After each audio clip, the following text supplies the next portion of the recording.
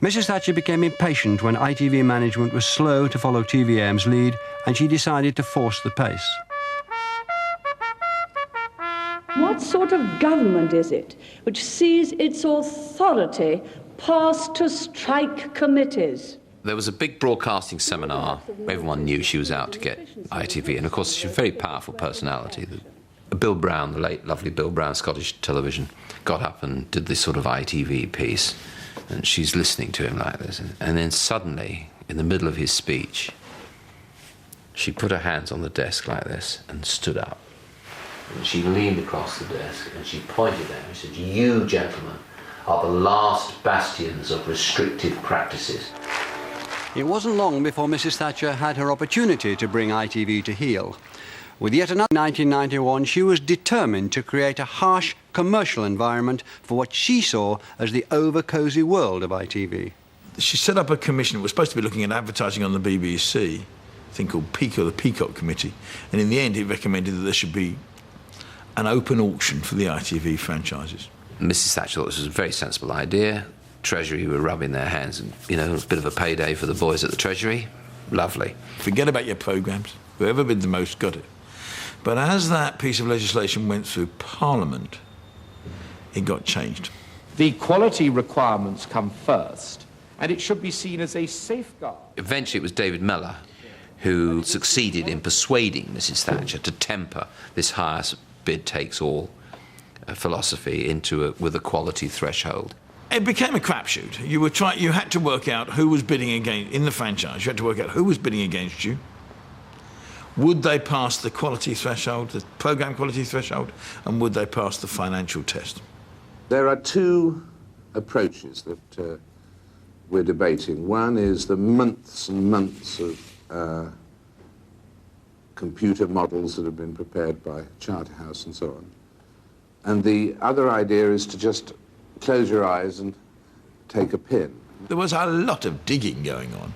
Everybody trying to find out, was there anybody bidding against them to start with? I mean, Scottish and Central both discovered that there was nobody bidding against them, and both bid virtually nothing. We are very popular in our region. We have a lot of support, and I think that is why others have chosen not to take us on. You don't know who the competitors are or how much they're going to bid. But many bidders were confused whether programme quality or the highest bidder would win the day. Nevertheless, in May 1991, 37 contenders delivered their applications to the ITC. They had to wait a nail-biting 6 months before the results were announced. At midnight tomorrow, the independent television network will undergo its biggest transformation since it was created 37 years ago. Thames, TVS, TSW and TVAM will disappear from the screens. We made the highest bid by far of all three applicants, so we were confident of our business plan. In our main reception area, there is a plaque which says that this building here at Maidstone was unveiled by a lady called Margaret Thatcher in 1984. I incidentally vote Tory and always have done. I'm going to ask my management to remove that plaque. I got some wonderful men and women who work here at Thames, and to lose their jobs because of a higher cash bid when their track record could not be taken into account, only paper promises could be taken into account by the ITC, is very rough justice. TVAM has revolutionised the television business in many ways, and it does seem very unjust that it is others who may reap the benefit. Naturally, we're very deeply disappointed at the decision of the ITC. It's an extraordinary decision. In the event, fewer than half the franchises went to the highest bidder, as Mrs. Thatcher had originally intended. The system, as it turned out, was ridiculous. I mean, we bid 7 million and won, and our opponents bid 35 million and lost. Whereas you go to somewhere like TVS or TSW, they bid way more than their opponents, and both lost because the regulator decided they bid too much. I mean, the system was balmy, and the system brought in a company like Carlton Television, who haven't produced one single decent programme in all the time they were on the screen. This is Carlton Television for London.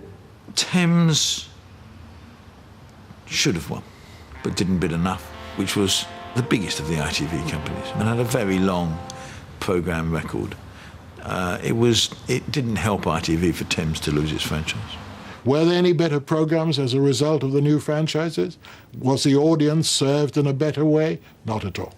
Even the ITC were a bit sheepish about the whole process. It won't happen again. These franchises are basically given to people for 20 years, and I do think that during that time they'll settle down, and I can't ever see a franchise system of this sort taking place again. In a cruel twist of fate, the ITC horrified Mrs. Thatcher by taking the franchise away from the very man who'd helped her break the unions.